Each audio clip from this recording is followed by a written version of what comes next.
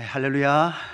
오늘 우리에게 주신 마가복음 12장 이후에 후반부에 나타나는 예수님의 그러한 말씀을 우리가 함께 묵상을 하게 됩니다. 우리는 예수님을 따라서 예수님의 길, 십자가의 길을 함께 걷고 있습니다. 예수님은 십자가 지시는 마지막 주일 나귀를 타시고 예루살렘에 입성하십니다.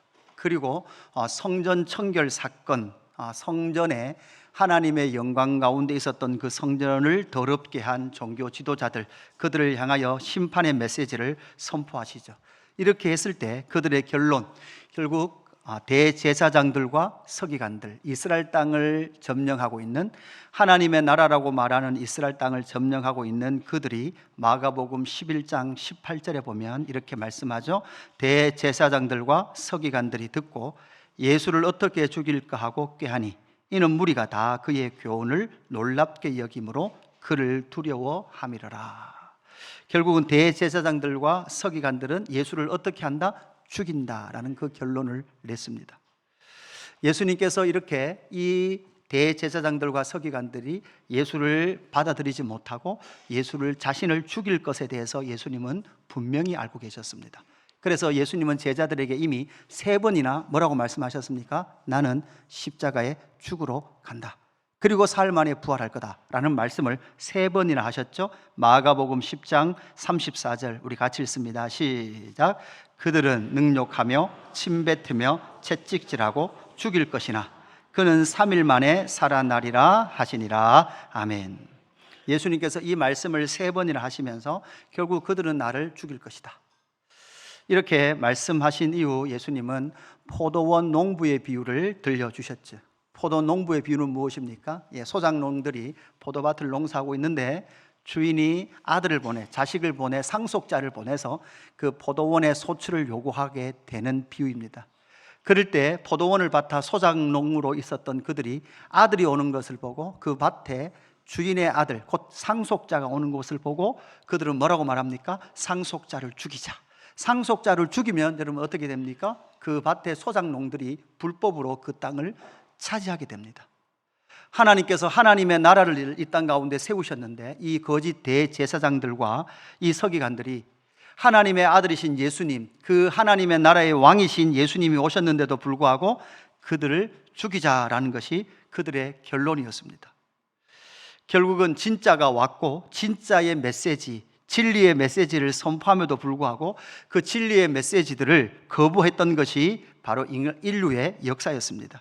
예수님은 마태복음 23장, 마태는 이 부분을 이렇게 표현을 하고 있습니다. 마태복음 23장 5절, 그러므로 의인 아벨의 피로부터 성전과 제단 사이에서 너희가 죽인 바가라의 아들 사가라의 피까지 땅 위에서 흘린 의로운 피가 다 너희에게 돌아가리라.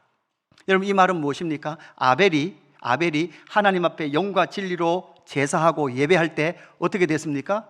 그의 형 가인으로부터 죽임을 당했습니다.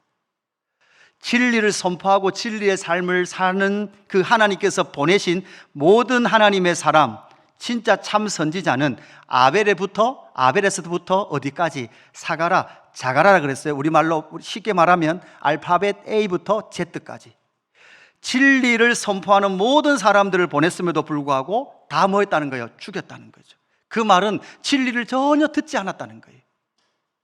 하나님의 말씀을 보냈음에도 불구하고, 하나님의 말씀의 사도들, 선지자들을 보냈음에도 불구하고 그들은 하나님의 말씀을 듣지 않았고 하나님의 나라를 이어갈 하나님의 사람들을 계속해서 죽였던 것이죠. 그래서 여러분, 설교는 오늘 참 듣기 좋다라는 것이 아니라 여러분이 양단 간의 결정을 내려야 되는 내용입니다. 하나님의 사람들이 이 땅 가운데 와서 하나님을 선포할 때 둘 중에 하나입니다. 하나님을 받아들이든지 아니면 하나님을 받아들이지 않고 하나님의 사람들을 죽이든지, 이것이 양단 간에 일어났던 인류의 역사였습니다. 언제나 여러분 자리에서 내려오십시오, 여러분의 인생의 주인은 여러분이 아닙니다, 하나님입니다 라고 말하는 순간 그런 게 어딨어 라고 말하며 그렇게 말하는 사람들을 죽이든지, 아니면 그 자리에 내려와서 그 자리에 하나님을 모시든지, 이것이 바로 양단 간에 저와 여러분이 결론을 내야 될 부분인 것이죠. 오늘은 예수님의 십자가의 길과 그 예수님께서 십자가의 길을 갈 때 예수님을 잡아 죽이려고 하는 세 가지 논쟁을 합니다. 이걸 우리가 소위 말해서 화요 신학 논쟁 이렇게 불러요.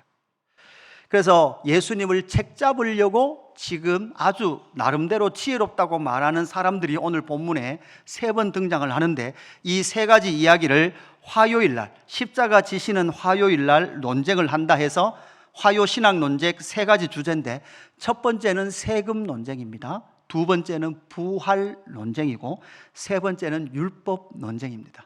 오늘 여러분 이게 3가지가 본문이 좀 길죠. 할 게 많지만 제가 최대한 줄여서 할 테니까 이미 오늘은 잔다라고 생각하시고 주무시는 분들 계신데 집중하시면 좋겠습니다. 세금 논쟁, 부활 논쟁, 율법 논쟁이에요.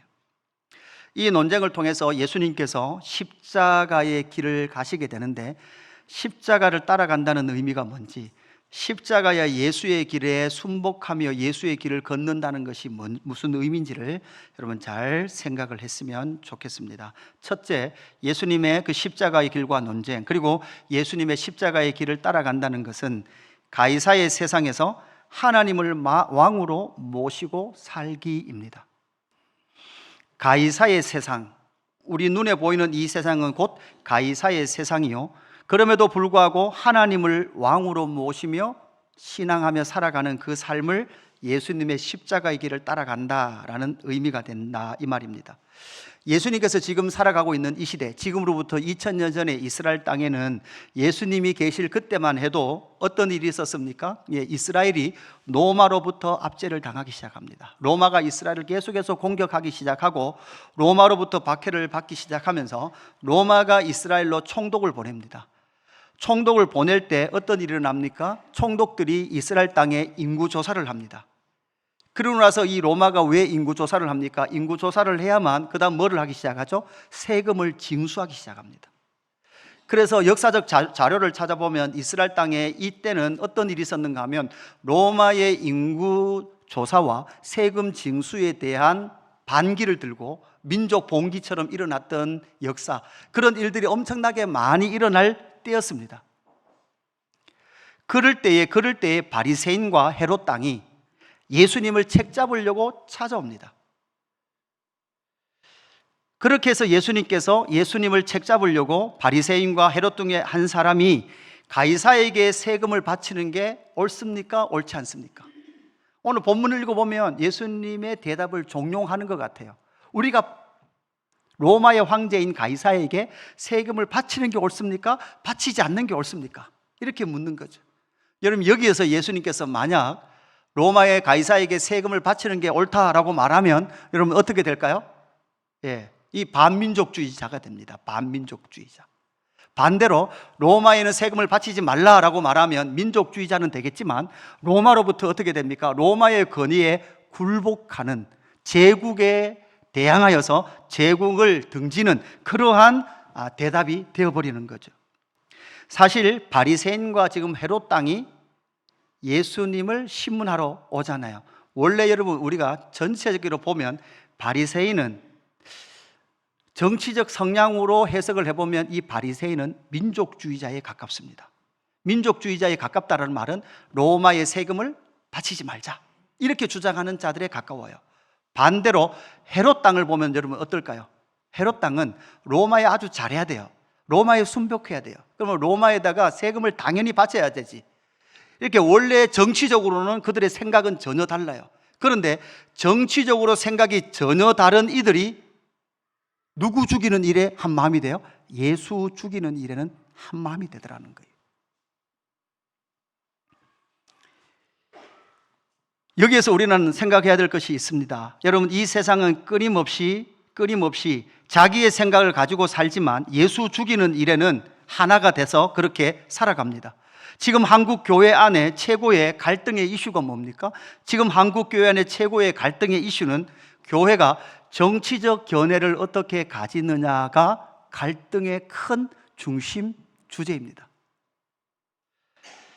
다른 말로 하면 이 땅의 보수주의를 추구하는 사람들이 교회 안에서도 많을 겁니다. 그렇게 교회 안에서도 보수주의 정치를 말하고 주장하는 그러한 그룹들이 교회 안에 많이 있습니다. 그리고 그렇게 말은 하지 않지만 진보적인 정치적 생각을 가지고 계신 분도 교회 안에 있을 겁니다. 그런데 이것을 교회 안에 서로 자기의 정치적 색깔을 나타내기 시작하고 교회가 정치에 참여하면서 한국 교회는 이 대한민국이 둘로 나눠진 것처럼 한국 교회 안에도 지금 진보 보수로 분열되어 있는 것이 한국 교회 최고의 지금의 이슈입니다. 그뿐만 아니라 4월이 되면 지금 여러분 뭐가 기다리고 있습니까? 국회의원 선거가 기다리고 있습니다. 여러분 목회자가 보는 신문에 정확하게 떴어요. 뭐가 떴는가 하면 교회가 정치적 중립, 선거법 위반이 되는 행위와 되지 않는 행위를 정확하게 구분해서 그렇게 표로 만들어서 보여주더라고요. 목사인 제가 설교 시간에 잘못 말하면 선거법 위반으로 구속됩니다라는 내용이 있고 요까지는 괜찮습니다라고 정확하게 구분해 주는 내용이 있더라고요. 여러분 우리는 알고 있습니다. 제가 이번 주에 증도를 다녀왔습니다. 목포를 해서 증도로 다녀왔는데 증도에 보면 문중경 전도사님이라고 순교 기념관이 있습니다. 사진 잠깐 보여주시죠. 증도 주변을 보면 신안군이죠. 신안군에 보면 천사섬이라 그러는데 섬이 1000개가 넘는 섬들이 있죠. 이 문중경 전도사님은 젊을 때부터 예수를 믿고 이 주위에 10개가 넘는 교회를 개척하면서 작은 섬들을 찾아다니면서 복음을 전하고 마지막에는 공산주의자들에 의해서 순교를 당한 여전도사님이셨습니다. 이에게 복음을 들은 사람이 누군가 하면 고 CCC 대표였던 김중건 목사님이셨습니다. 이 김중건 목사님이 살아계실 때 보면 정말 공산주의, 빨갱이에 대한 그러한 원한이 맺힐 만큼 교회나 이 대한민국은 절대 공산주의자를 받으면 안 된다라는 것을 엄청나게 피를 토하면서 설교하는 내용들이 많았습니다. 저는 이 사실을 잘 모를 때 왜 저렇게 말할까라고 생각했지만 사실 이 김중곤 목사님이 자랐던 그 동네는 지금도 가보면 작은 섬들의 교회가 있었고 그 섬들에 대부분 교회가 있었을 뿐만 아니라 당시에 예수 믿는 자들이었던 그 교회의 성도가 북한의 빨갱이 공산주의자들에 의해서 수많은 사람들이 순교를 당하는 것을 직접 목격했다는 거예요. 어떤 작은 한 섬에는 40명 이상이 한순간에 순교를 당했습니다. 어떤 작은 교회는 20명 이렇게 공산주의자들에 의해서 순교당하는 그 현장을 목격했던 김중건 목사님은 절대 공산주의를 받아들이면 안 된다는 거죠. 이건 우리는 알고 있습니다. 철저한 공산주의 배격한다는 것은 우리는 알고 있죠. 왜냐하면 공산주의는 반기독교 사상입니다. 하나님을 대적하는 그런 사상입니다. 역사적으로나 사상적으로 우리는 완벽하게 정의를 이제는 했습니다. 그럼에도 불구하고 그렇다고 해서 민주주의나 자본주의는 완벽합니까? 문제가 없다는 말입니까? 그렇지도 않다는 거예요. 하나님께서 이 불의한 세상 속에서 악의 완전한 제어는 아니지만 기본적인 저런 체제를 통해서 하나님께서 이 땅을 보호하는 하나의 방법으로서 민주주의와 자본주의를 주신 것이지 이 제도가 완전하거나 완벽하지도 않다는 거죠. 그렇기 때문에 우리는 교회 안에서 어떠한 특별한 정치적 색깔이나 정치적 주장을 교회 안에서는 절대 해서는 안 됩니다. 왜냐하면 정치는 이 세상을 온전히 바꾸지 못하기 때문에 그러합니다. 우리는 오직 예수 그리스도와 예수의 가르침만 우리는 이 땅 가운데 선포해야 합니다. 진보냐 보수냐 이것은 교회를 더욱더 혼란스럽게 만드는 것이죠. 그래서 부탁을 드립니다. 절대 교회 안에서 정치 이야기하는 것 여러분 금해 주십시오. 예수님도 분명히 말씀하셨죠. 오늘 15절 말씀에 보면 이렇게 말합니다. 우리가 바치리이까 말리이까 한데 예수께서 그 외식함을 하시고 이르시되 어찌하여 나를 시험하느냐? 데나리온 하나를 가져다가 내게 보이라. 어찌하여 나를 시험하느냐? 예수님도 알고 있었어요. 예수님께서 이 시험에 넘어지면, 이 시험의 유혹에 넘어가면 예수님을 정치적으로 공격할 것을 너무나 잘 알고 있었습니다. 그럴 때 예수님께서 뭐라고 말씀하시는가 하면 데나리온 하나 가져오라. 16절 말씀 가져왔거늘 예수께서 이르시되 이 형상과 이 글이 누구의 것이냐? 이르되 가이사의 것입니다. 여러분 여기서 데나리온이라는 동전의 모습을 하나 보여주십시다. 예, 이게 데나리온, 당시에 로마의 제국에서 썼던 데나리온이라는 돈입니다. 보통 근로자의 하루 일당 값을 하는 이 데나리온, 이 안에는 이런 동전의 그림이 그려져 있는데, 저 형상이라는 단어, 예수님께서 이 형상과 이 글이 누구 것이냐 이렇게 말할 때 이 형상이 누굽니까? 당시 로마의 황제였던 가이사의 그림입니다. 그리고 옆에 있는 글이 어떤 내용인가 하면 티베리우스 가이사 아우구투스 신의 아들. 그리고 옆에 있는 돈의 동전의 내용은 대제사장이라는 거예요. 한 면에는 이 가이사는 신의 아들이다 라고 말하는 것과, 이 신의 아들인 이 가이사는 대제사장이라는 거예요. 대제사장은 무엇입니까? 신으로 데리고 가는 신의 아들이다라는 것이 동전 속에 그려져 있는 거죠. 예수님께서는 의도적으로 이 형상 이렇게 말했습니다. 너희들 동전 데나리온에 적혀 있는, 그려져 있는 이 형상, 이 그림이 가이사인데, 이 가이사가 진짜 신의 아들이냐? 여러분 하나님의 형상이 누굽니까? 하나님의 형상은 누굽니까? 하나님의 형상은 하나님의 형상과 모양대로 지은 사람이에요. 사람이 하나님의 형상입니다. 그뿐만 아니라 이 하나님께서 이 모든 세상을 뭐 하셨습니까? 창조하셨죠. 이 창조하신 이 모든 세상의 창조주이신 하나님께서 이 세상에 뭐라는 거예요? 왕이시라는 거예요. 주인이라는 거예요. 여러분, 이 모든 소유권은 누구에게 있습니까? 하나님 그분에게 있습니다. 왜냐하면 그분이 만드셨기 때문입니다. 그래서 하나님의 나라, 하나님께서 다스리시는 이 나라는 바로 하나님의 나라요, 하나님의 형상으로 지음받은 인간은 그 속에 양심도 있고 사랑도 있고 개와 돼지와 전혀 다른, 창조를 하기도 하고 만들어내기도 하고 양심을 운운하기도 하는 그런 존재로 만들어 지음을 받았던 존재죠. 하나님의 형상과 모양은 사람인데, 사람이 어느 순간부터 동전에다가 뭐를 그리기 시작합니까? 형상을 그리기 시작해요. 형상을 그린다는 것은, 가이사를 그려놨다는 말은 무엇일까요? 모든 인간이 바라는 것은, 여러분, 궁극적으로 도달하고 싶은 게 뭐예요? 가이사가 되고 싶은 거예요. 가이사가 뭡니까? 자기가 하고 싶은 대로 하고 싶은 거예요. 목사님, 우리가 무슨 로마의 황제가 되고 싶습니까? 여러분, 대통령 꿈이 언제였습니까? 초등학교 다닐 때나 대통령이지 요즘 그런 꿈도 없습니다 라고 말하지만, 여러분의 삶의 자리에서 각각 뭐가 되고 싶은 거예요? 가이사가 되고 싶은 거예요. 어떤 가이사? 마음껏 하고 싶은 가이사. 마음껏 하기 위해서는 무엇이 있어야 합니까? 돈이 있어야 되고 권력이 있어야 되는 거예요.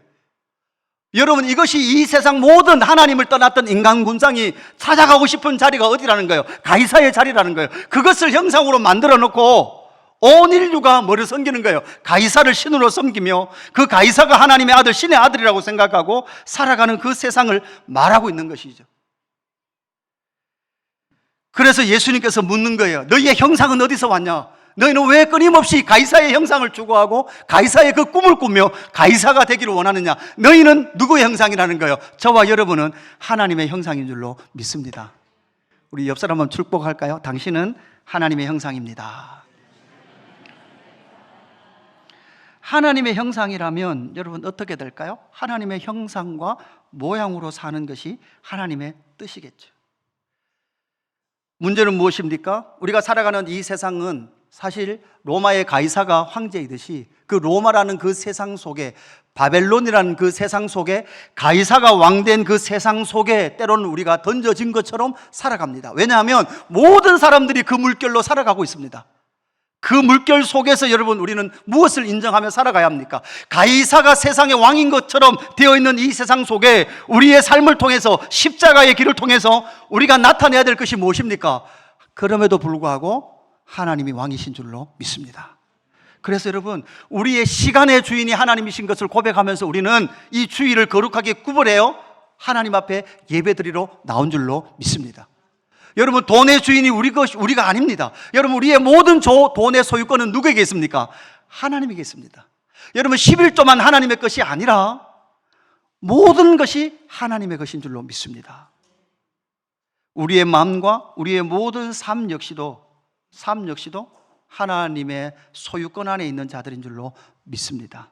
그래서 십자가의 길을 간다는 것은 내가 끊임없이 그리고 있는 그 가이사의 형상을 내리고 하나님의 형상과 모양, 하나님의 뜻과 부르심을 따라 살아가는 삶이죠. 17절 말씀 우리 같이 읽을까요? 예수님께서 이렇게 말씀하십니다. 17절 시작. 이에 예수께서 이르시되 가이사의 것은 가이사에게, 하나님의 것은 하나님께 바치라 하시니 그들이 예수께 대하여 매우 놀랍게 여기더라. 아멘.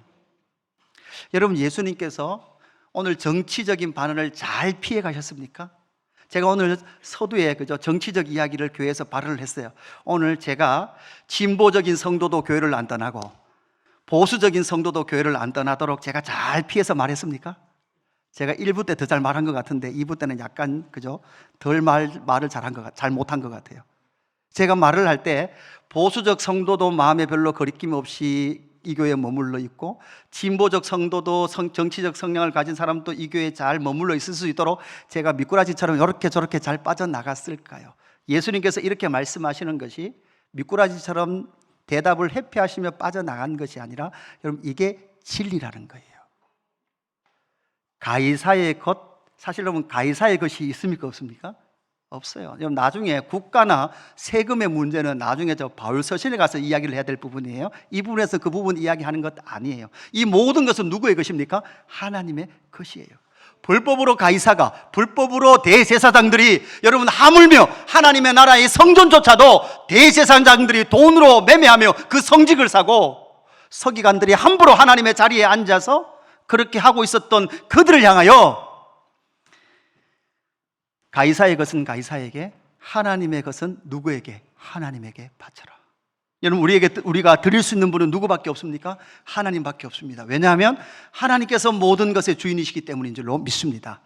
그래서 십자가의 길을 간다는 것은 가이사의 세상 속에, 우리가 눈에 보이기는 가이사의 세상 같습니다. 이 속에서 하나님의 왕권을 인정하며 살아가는 것이 바로 예수의 길, 십자가의 길인 줄로 믿습니다. 두 번째는 죽은 자의 세상에서 살아계신 하나님을 믿으며 살기입니다. 죽은 자의 세상에서 살아계신 하나님을 믿으며 살아가기입니다. 여러분, 사두개인들, 오늘 두 번째 부활 논쟁을 하는데, 사두개인들이 이렇게 예수님에게 질문을 합니다.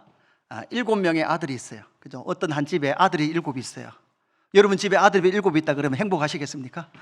끔찍하시지 않습니까? 아들이 7 있어요. 아들이 7 있는데, 이게 이제 예수님을 책 잡기 위해서 비유를 하는 거죠. 아들이 7명이 있는데, 첫째 형이 장가를 갔어요. 마지가 장가 갔어요. 그런데 마지가 자녀를 놓기 전에 큰 형이 죽었어요. 1번 아들 죽고, 그 형수가 2번 동생에게, 두 번째 동생에게 또다시 결혼을 해서 두 번째 아들과도 있었는데, 두 번째 아들과도 자손이 없습니다. 근데 문제는 이게 다 어디까지 가요? 7번째까지 다 간 거죠. 이런 일이 있었다라고 예수님에게 이야기하면서, 예수님, 이럴 때 천국에 가면, 부활 때가 되면 누구의 아내가 되겠습니까? 이렇게 묻게 되는 거죠. 사실 여러분, 사두개인들은 부활이 없다라고 믿는 사람들이에요. 다른 말로 하면 유물론자예요. 물질만이 최고다, 천사 이런 게 없다, 부활 이런 거 없다 라고 말하는 사람이에요. 이렇게 생각하게 된 이유는 신명기 25장 5절 이후의 말씀 때문에 그렇습니다. 구약성경 신명기 25장 5절에 보면, 형제들이 함께 사는데 그 중 하나가 죽고 아들이 없거든 그 죽은 자의 아내는 나가서 타인에게 시집가지 말 것이요, 그의 남편의 형제가 그에게로 들어가서 그를 맞이하여 아내로 삼아 그의 남편의 형제에 대한 의무를 그에게 다 행할 것이요, 이렇게 말하고 있는 신명기 25장에 나오는 계대 결혼, 그러니까 형의 씨가 막혔을 때는 동생의 씨를 통하여 하나님의 나라의 기업을 이어가도록 하신 하나님의 방법, 이것을 가지고 생각해 보면, 여러분 보십시오. 이 25장 내용으로 보면, 이것으로 봤을 때, 여러분 저렇게 봤을 때 부활이 있는 것 같아요, 없는 것 같아요? 부활이 되면 진짜 심각해요, 안 돼요? 안 해요. 심각할 수 있는 거죠. 그러니까 사두개파 사람들은 저 본문을 가지고 부활은 없다 이렇게 말하는 거예요. 사실 여러분, 저 본문은 하나님께서 부활을 이야기하기 위해서 주신 본문이 아니에요. 하나님의 나라의 기업과 씨가 끊어지지 않도록 하시기 위하여 주신 말씀이에요. 주신 제도예요.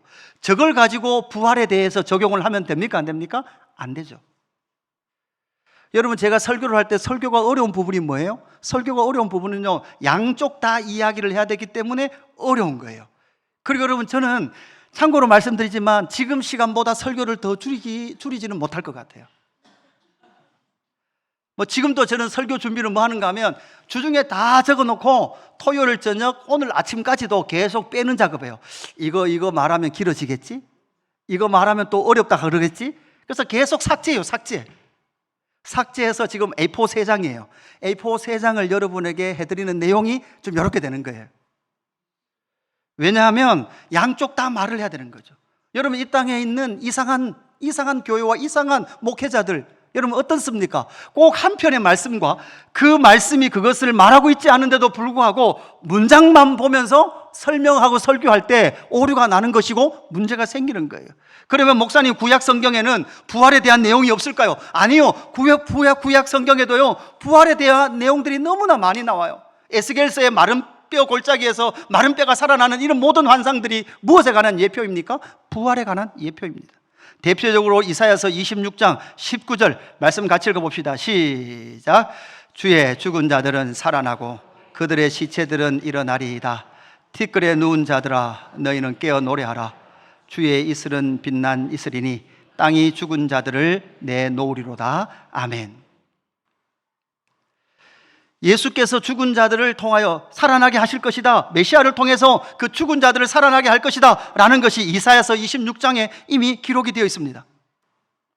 그러면서 예수님께서 이 죽은 자들의 부활의 사실을 증인으로 누가 데리고 오는가 하면 모세를 소환해 옵니다. 여러분, 예수님을 그 기준으로 봤을 때 모세는 얼마 전의 사람이에요? 1500년 전의 사람이에요. 지금 우리로 보면 얼마예요? 3500년 전의 사람이죠. 오늘 26절 말씀에 보면 이렇게 말해요. 죽은 자가 살아난다는 것을 말할진대 너희가 모세의 책 중 가시나무 떨기에 관한 글에 하나님께서 모세에게 이르시되 나는 아브라함의 하나님이요 이삭의 하나님이요 야곱의 하나님이로다 하신 말씀을 읽어보지 못하였느냐. 이 말은 여러분, 아브라함의 하나님, 이삭의 하나님, 야곱의 하나님, 아브라함의 하나님, 야곱의 하나님, 이삭의 하나님이라고 말씀하시는 그 하나님은 여러분 어떤 하나님이냐면 살아계신 하나님이라는 거예요. 다른 말로 하면 하나님은 살아계시죠. 살아있는 존재가 죽은 존재와 관계를 할 수 있습니까? 없습니까? 없습니다. 하나님이라는 이름 앞에는, 뒤에는 죽어있는 존재, 죽은 존재가 붙을 수 있을까 없을까요? 없습니다. 다른 말로 하면 아브라함 하나님, 이삭의 하나님, 야곱의 하나님이라는 것은 여러분 어떤 하나님이에요? 살아있는 하나님이에요. 다른 말로 여러분, 모세가 살아갈 때 그때도, 모세가 지금 호렙산에서 하나님 만나 떨기나무 앞에서 하나님 만날 그때도 아브라함과 이삭과 야곱은 육신으로 이미 죽었어요, 안 죽었어요? 이미 죽었어요. 500년 전에 다 죽은 사람들이에요. 그런데 하나님 뭐라고 말하는가 하면 아브라함 안 죽었단다, 이삭 안 죽었단다, 야곱 안 죽었단다. 아브라함 아직 뭐 한단다? 살아있단다. 아브라함 어디에 있습니까? 하나님 품 안에 있습니다. 그러니까 하나님의 이름에 연결되어 있는 사람은, 절대 죽은 자는 하나님은 하나님의 이름에 붙이지 않습니다. 왜냐하면 하나님은 영원히 살아계시기 때문에 죽음의 존재와는 이름을 같이 할 수 없는 거죠. 오늘 27절 같이 읽어볼까요? 27절 같이 읽습니다. 시작. 하나님은 죽은 자의 하나님이 아니요 산 자의 하나님이시라 너희가 크게 오해하였도다 하시니라. 아멘. 여러분, 하나님은 죽은 자의 하나님이 아니라 어떤 분이라는 거예요? 살아계신 자의 하나님이신 줄로 믿습니다. 여러분, 그래서 신자는 누굽니까? 신자는 허물과 죄로 죽어있던 영혼이 살아난 자들이 예수 믿는 자들인 줄로 믿습니다. 제가 이번에 신안을 갔다 왔다 그랬지 않습니까? 그 신안에 가니까 섬들을 이렇게 좀 돌아보니까 또 문중경 전도사님 그 순교 기념관에 보니까 이 한국의 그 보구마율을 이렇게 만들어 놓은 게 있더라고요. 보니까 신안군 전체는 보구마율이 65%더라고요. 그리고 증도라는 한 섬에는 보구마율이 90%예요. 그리고 이제 전라도 자체는 보구마율이 45%. 그 다음에 수도권은 보구마율이 40%. 그죠? 그러니까 목포 이런 데 가니까 교회들이 엄청 많더라고요. 그죠? 교회들이 엄청 많고. 그런데 이제 강원도로 오면 보구마율이 몇 프로일까요? 30%예요. 그런데 딱 문제는 이제 경상도로 딱 내려오는 거예요. 경상도로 딱 내려오면 보구마율이 몇 프로일까요? 20%예요, 20%. 그러니까 45%, 40%, 30%, 20%. 20% 중에서도 대구 경북은 그죠? 그 반은 날아가는 거예요. 그죠? 우리보다 부산이 아마 그죠? 훨씬 보구마율이 높을 겁니다. 그런데 그 독특한 게 있어요. 섬을 다녀보니까 독특한 게, 그 섬에 예수 믿는 사람들이 그렇게 많은데 문제는 산소가 그렇게도 많을 뿐만 아니라 산소를 너무 잘 해놓은 거예요. 예수를 믿는데 왜 이렇게 산소를 잘 해놨을까? 그 산소를, 어떤 산소는요, 봉분 빼고는 다 공구리처럼 산소도 있더라고요. 완전 공원처럼 만들어 놨더라고요. 근데 가만히 생각해 보니까 부활 신앙이 있으니까 뭐 한 것 같아요? 산소를 잘 만들었겠다, 이런 생각을 하게 됐어요. 여러분, 부활을 하죠. 부활을 하는데 여러분, 산소, 여러분, 우리 교회 저 뒷밭에, 여러분 이 뒷산에 보면 여러분 산소 엄청 많습니다. 여러분, 지금 여기 나무가 이렇게 쭉 있죠. 나무가 많지만 저 나무 밑에 가면 다 뭘까요? 여러분, 우리 뒷마당에도 보면 나무가 막 이렇게 자라 있잖아요. 근데 그 밑에가 다 뭘까요? 무덤이에요. 무덤 위에 지금 소나무 엄청 큰 게 나와 있는 거예요. 그래서 제가 가만 생각해 봤어요. 예수님 다시 오시는 날 무덤을 열고 부활을 하는데, 제가 부활하려고 딱 나오다 보니까 그죠, 소나무 뿌리에 내가 갇혔어. 참나무 뿌리에 막 갇혀 있는 거예요. 뭐 그래도 당연히 나오겠죠. 그런 의미에서 무덤을 잘했는가 싶은 생각도 들기도 들었습니다. 출애굽기 3장 6절에 떨기나무에서 모세가 하나님 만나는 장면입니다. 또 이르시되 나는 내 조상의 하나님이니 아브라함의 하나님, 이삭의 하나님, 야곱의 하나님이니라.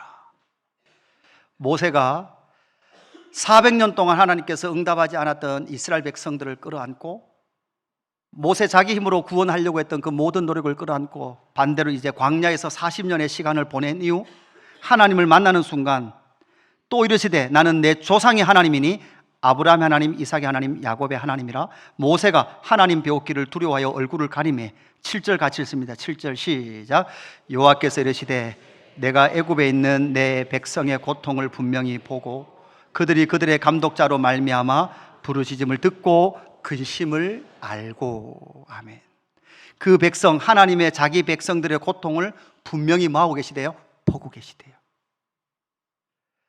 그들의 부르짖음을 뭐하고 계시대요? 듣고 계신대요. 그리고 그 근심을 뭐 한대요? 알고 계신대요. 이 단어를 봐서 하나님은 죽은 하나님이십니까? 살아계신 하나님이십니까? 살아계십니다.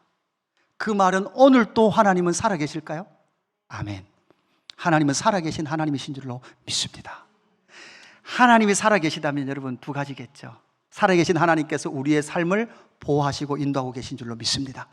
그뿐만 아니라 우리는 또한 반대편에 살아계신 하나님 앞에 서 있기에 우리의 삶을 경건과 거룩한 삶으로 나아가야 될 줄로 믿습니다. 그러면서 문중영 전도사님의 그 순교 기념관에 이런 그림이, 동판이 하나 그려져 있더라고요. 새겨져 있더라고요. 그죠?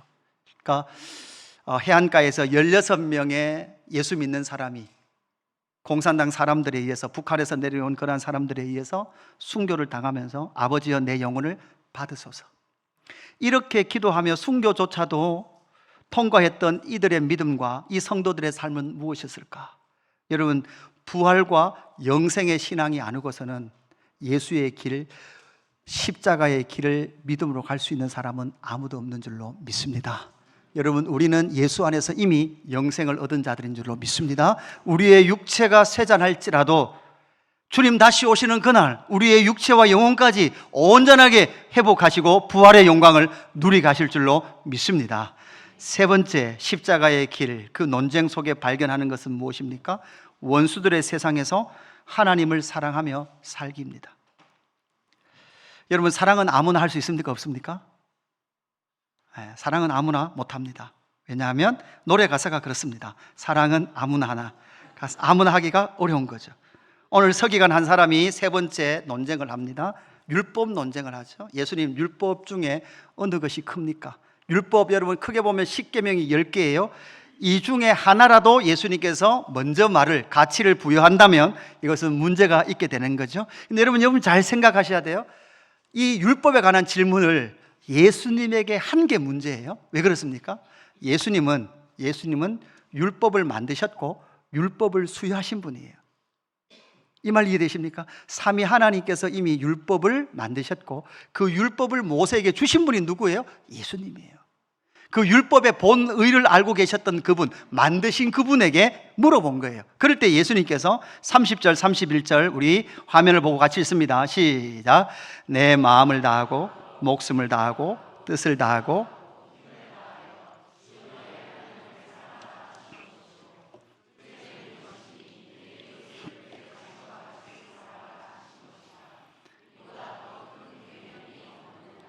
아멘. 그죠? 마음을 다하여 뜻을 다하여 하나님을 사랑하는 것과 내 이웃을 내 몸과 같이 사랑하라 이렇게 말씀했지만, 사실 여러분 우리가 이 땅을 살아가면서 하나님을 사랑하는 것은 두고라도 내 이웃을 내 몸과 같이 사랑하는 것이 여러분 쉽게 됩니까? 되지 않습니까? 여러분 이 땅을 보면 부부가 원수로 지냅니다. 부부가 원수로 지낼 뿐만 아니라 부모가 원수로 지내기도 합니다.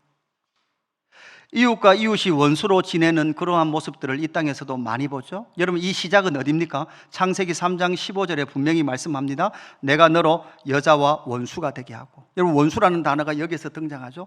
하나님을 떠나는 순간 여러분 무엇이 만들어지기 시작합니까? 하나님과 인간이 원수처럼 지냅니다. 그뿐만 아니라 아담과 하와가 뭐로 지냅니까? 원수로 지냅니다. 아담이 하와 보고 뭐라 했습니까? 하나님이 주신 저자자 때문에 내가 죄지었습니다. 이렇게 핑계를 대기 시작하고 아내와 원수로 지내기 시작하죠. 여러분 아담과 하와가 자녀를 낳습니다. 여러분 보세요. 자녀가 여러분 아담과 하와에게서 난 자녀끼리 싸워서 여러분 피를 흘리는, 죽여버리는 그 일이 여러분 아담과 하와의 삶 가운데 있었단 말이에요. 자기 자식이 죽어도 마음에 한이 맺히는데 그 자기 자식을 죽인 자식이 누구예요? 자기 자식이에요. 이런 끔찍한 일이 인류 역사 시작에 일어났던 일이죠. 온통 세상은 원수입니다. 나라와 나라가 원수고 민족과 민족이 원수예요. 혈통을 따라 원수고 피부 색깔을 따라 원수입니다. 정치적 색깔을 따라 원수가 되었습니다.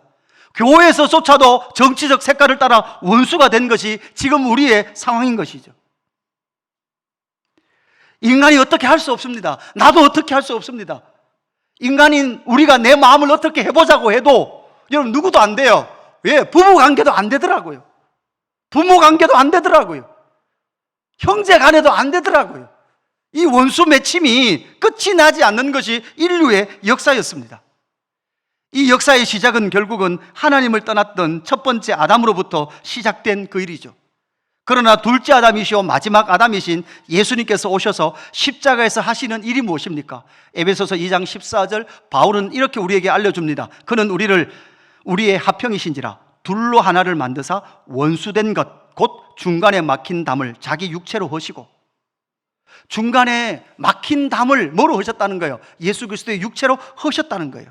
법조문으로 된 계명의 율법을 폐하셨으니 이는 이 둘로 자기 안에서 한 세 사람을 지어 화평하게 하시고 또 십자가로 이 둘을 한 몸으로 하나님과 화목하게 하려 하심이라. 원수된 것을 십자가로 소멸하시고. 여러분 그 원수의 담을 무너뜨리는 것은 무엇밖에 없습니까? 예수의 십자가밖에 없는 줄로 믿습니다. 여러분 우리의 마음으로는 불가능해요. 우리의 힘으로는 불가능해요. 그런데 무엇으로 가능한가? 예수 그리스도의 십자가로 하나님과 우리 사이에 있었던 막혀있던 담, 원수의 그 담이 예수의 십자가로 무너진 줄로 믿습니다. 여러분 또한 인간과 인간 사이에 일어날 수 없는 그 일들로 말미암아 원수되었던 그 벽을 무너뜨리는 것이 바로 예수 그리스도의 십자가로 그 원수됨의 벽은 소멸되는 줄로 믿습니다. 그로 말미암아 19절 같이 읽습니다. 시작. 그러므로 이제부터 너희는 외인도 아니요 나그네도 아니요 오직 성도들과 동일한 시민이요 하나님의 권속이라. 아멘. 우리 옆 사람 또 축복합시다. 당신은 하나님의 나라 시민입니다. 당신은 하나님의 권속입니다.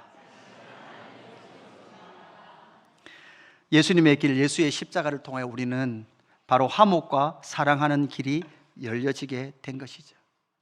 그래서 그 십자가의 길을 가고 예수 그리스도를 만날 때 결국은 내가 드러나고 나의 주장이 관철되는 것이 아니라 하나님의 뜻인 사랑이, 그리고 사랑을 이루기 위해서는 여러분 내가 죽지 않고는 절대 사랑이 이루어질 수 없다는 사실을 기억하십시오.